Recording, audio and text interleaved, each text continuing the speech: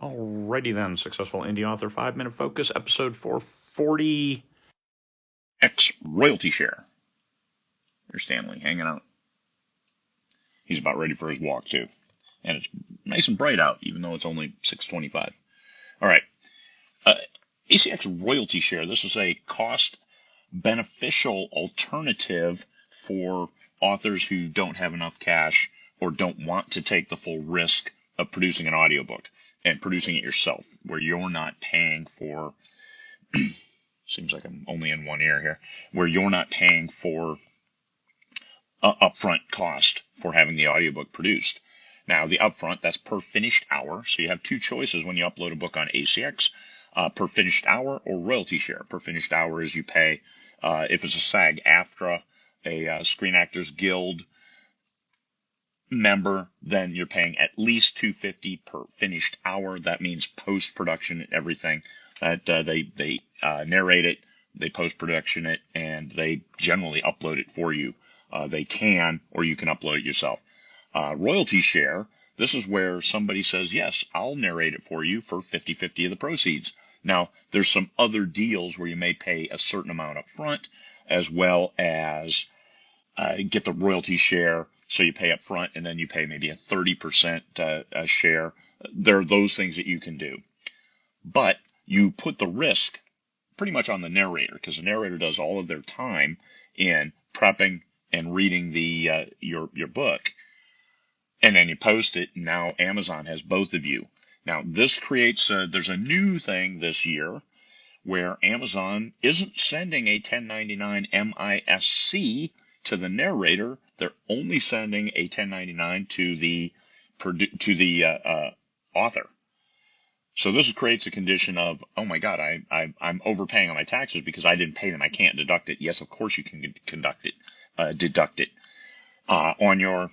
in America, on your either your business or your Schedule C. If you're doing a sole proprietorship kind of flow through taxation, then you just list it as an expense. They paid this, and you can add that, like, hey, I paid narrator 1 this amount, and add that Amazon paid them directly.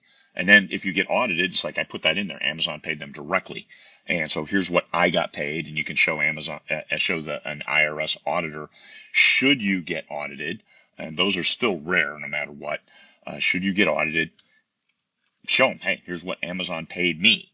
Here's what Audible paid me. So I didn't get this other money, and you show them the note from Amazon that says we're not paying narrators. We are, but we're not documenting it. How weird is that? But anyway, with the electronic transfer process, the narrator will have a record in their electronic files, which the bank files all get sent to the IRS, showing here's how much they got. So they can't quite dodge I didn't get paid, because Amazon paid them directly. And whatever you got paid, especially a 50-50 share, that's exactly what they got paid. You'll get shown double on your 1099 MISC from Audible, and you just slice that in half. If you're 50-50, that makes it really easy. Math is easy when it's 50-50. Cut it in half, and then deduct that second half from them. Now, it gets complicated when you have a number of audiobooks where you have different narrators, and you have some per finished hour, you have some royalty share. Guess what?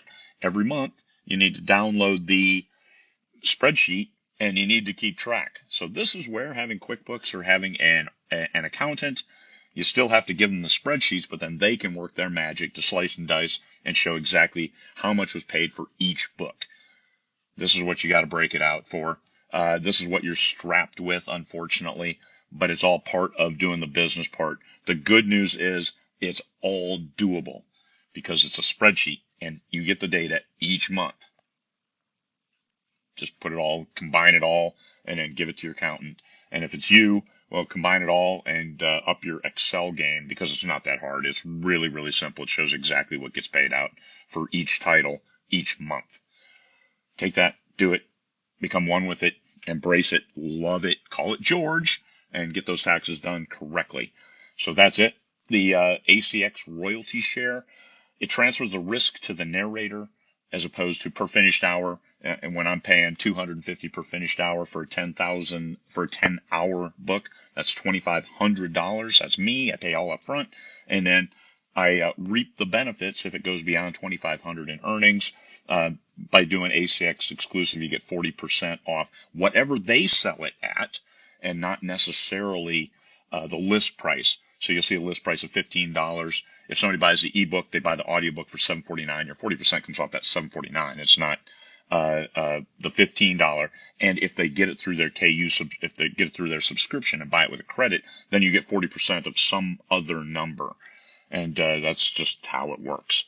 If you go wide, 25% is what you'll get of whatever the book is sold at. So once again, you're still drawing revenue from certain unknown numbers. It would be nice to get better numbers, and we'll keep working that to get more exact numbers, like how many were sold at what exact amount, in order to figure out that, yes, this is correct. We're getting paid the right amount. All right. Hopefully that helps. It's a rambling diatribe on ACX, royalty share, and having an audiobook made. Hopefully it tweaks some things for you, help you understand better what's going on with your ACX should you make audiobooks of your stuff. All right. Peace, fellow humans.